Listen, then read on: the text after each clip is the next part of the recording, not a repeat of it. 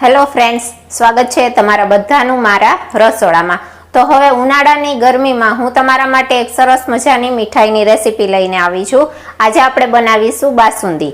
ઉનાળામાં બાસુંદી ઠંડી ઠંડી મળી જાય તો ખૂબ જ પીવાની મજા આવી જાય। તો એકદમ સરસ બાસુંદી બનાવીને તૈયાર કરીશું। એકદમ આસાનીથી, સહેલાઈથી એકદમ સરસ ટેસ્ટી બાસુંદી ઘરે જ બનીને તૈયાર થઈ શકે છે।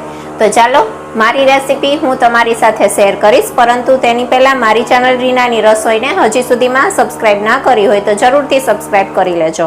તો ચાલો રેસીપી બનાવવું આપણે સ્ટાર્ટ કરશું। બાસુંદી બનાવવા માટે આ રીતના આપણે એક જાડા તરિયાવાળું વાસણ લઈ લેવાનું છે। થોડું એવું પાણી એડ કરીશું, જેના લીધે દૂધ છે એ તરિયે ચોટે નહીં।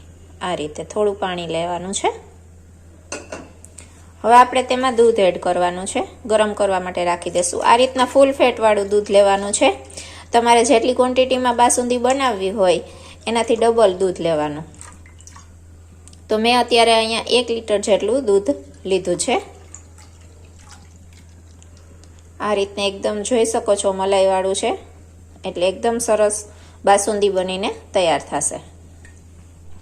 હવે આ દૂધને આપણે એકદમ ગરમ કરવા રાખવાનું છે। એક ઉભરો આવી જાય ને ત્યાં સુધી નહીં હલાવવાનું, એ પછી આપણે તેને સતત હલાવવું પડશે। અને દૂધ ગરમ થાય છે ત્યાં સુધીમાં આપણે એક પેસ્ટ તૈયાર કરવાની છે।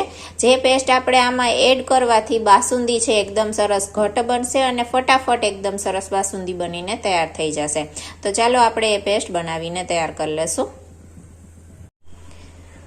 આ રીતે એક વાટકામાં દૂધમાં મેં થોડા કાજુ પલાળીને રાખ્યા છે। કાજુના કટકા છે આ રીતના પલાળી દેવાના છે।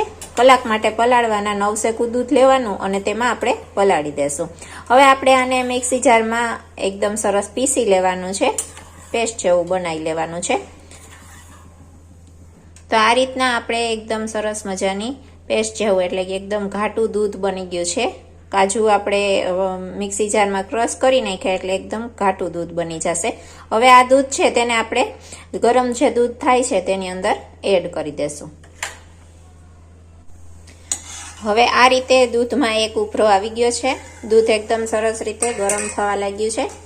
હવે ગેસની ફ્લેમ છે મીડિયમ કરી નાખવાની છે। હવે આપણે જે કાજુની પેસ્ટ વાળું દૂધ બનાવીને તૈયાર કર્યું છે તે બધું જ આપણે તેમાં એડ કરી દેવાનું છે। આ એડ કરવાથી એકદમ સરસ તમારી બાસુંદી બનીને તૈયાર થશે। ટેસ્ટ પણ વધી જશે, એકદમ સરસ ઘટ પણ થશે, ફટાફટ ઘટ થઈ જશે, ટાઈમ ઓછો લાગશે અને એકદમ સરસ બાસુંદી ટેસ્ટી બનીને તૈયાર થશે।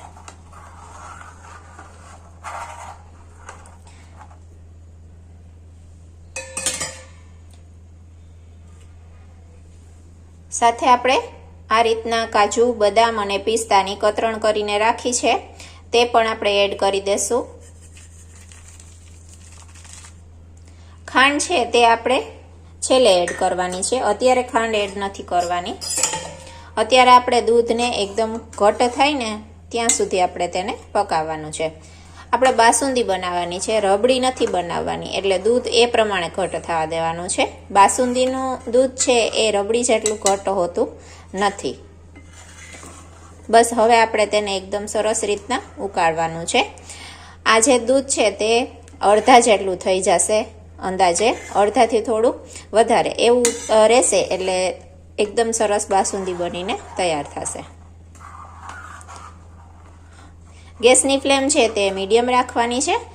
આમાં ડ્રાય ફ્રૂટ્સ તમે તમારી ચોઈસના કોઈ પણ એડ કરી શકો છો। અને હવે આપણે સતત આ રીતના ચમચાની મદદથી તેને હલાવતા રહેવાનું છે અને આ રીતના કિનારી ઉપર જે દૂધ જામતું જાય છે, દૂધની મલાઈ જામતી જાય છે, તે આપણે આ રીતે ઉખેડી અને મિક્સ કરતું રહેવાનું છે। આ રીતે આમાં આપણે કોઈ પણ જાતનો કસ્ટર્ડ પાવડરનો, મિલ્ક પાવડરનો કોઈ પણ ઉપયોગ કરવાનો હોતો નથી। કોઈ પણ એવા પ્રોડક્ટનો ઉપયોગ નથી કરવાના, એમ જ એકદમ સરસ બાસુંદી બનાવીને તૈયાર કરીશું।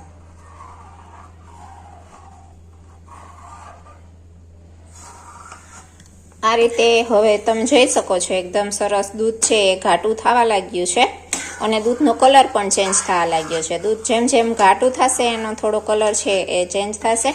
બસ હવે આપણે દૂધ થોડુંક ઘાટું થયું છે ને, તો હવે આપણે તેમાં ખાંડ ઉમેરી દેશું. ગળાશ તમે તમારા પ્રમાણે વધારે ઓછી કરી શકો છો. જેટલું ગળ્યું ભાવતું હોય, જેટલું મીઠું ભાવતું હોય એટલું એડ ખાંડ કરવાની થશે.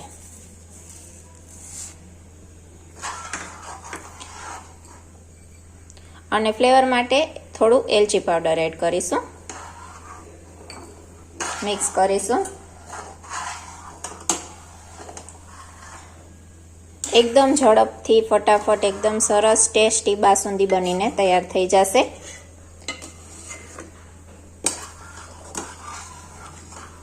હવે બસ આપણે તેને 5 થી 10 મિનિટ માટે એકદમ સરસ રીતે પકાવી લેવાની છે, એટલે એકદમ સરસ બાસુંદી બનીને તૈયાર થઈ જશે. આ રીતે કિનારી ઉપર જે મલાઈ ચોટેલી હોય તે આપણે ઉખેડતું જવાનું અને તેમાં એડ કરતું જવાનું છે, જેથી એકદમ સરસ મલાઈદાર બાસુંદી બનીને તૈયાર થશે.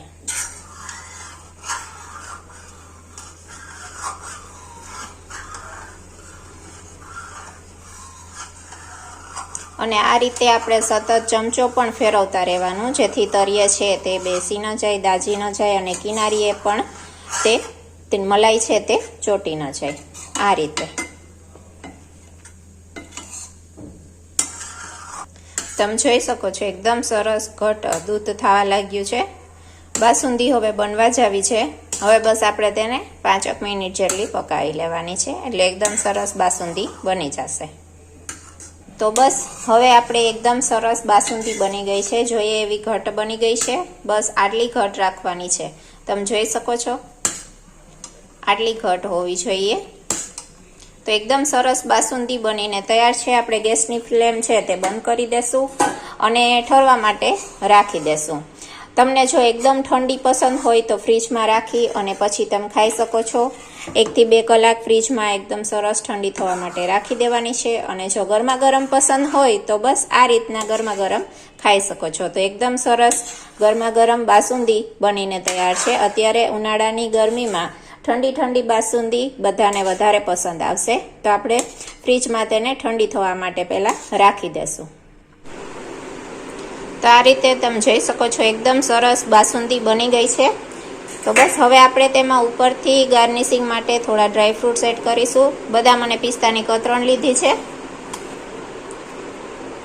ડ્રાય ફ્રૂટ્સ તમે તમારી ચોઈસના આમાં કોઈ પણ એડ કરી શકો છો. થોડી ગુલાબની પાકડી એડ કરીશું. તો બસ એકદમ સરસ બાસુંદી બનીને તૈયાર છે. તેને આપણે ફ્રીજમાં રાખી અને ઠંડી સર્વ કરીશું. જો ગરમા ગરમ પસંદ હોય તો તમે ગરમા ગરમ પણ ખાઈ શકો છો. તો એક વખત આ રીતે આ રેસીપી ચોક્કસથી ટ્રાય કરજો. અને જો તમને મારી રેસીપી પસંદ આવી હોય, મારો વિડીયો પસંદ આવ્યો હોય તો ચેનલને સબસ્ક્રાઈબ કરજો, વિડીયોને લાઈક કરજો અને આવો નવો સપોર્ટ દેતા રહેજો. તો બસ મળું છું નેક્સ્ટ વિડીયોમાં નેક્સ્ટ રેસીપી સાથે. ત્યાં સુધી જય માતાજી.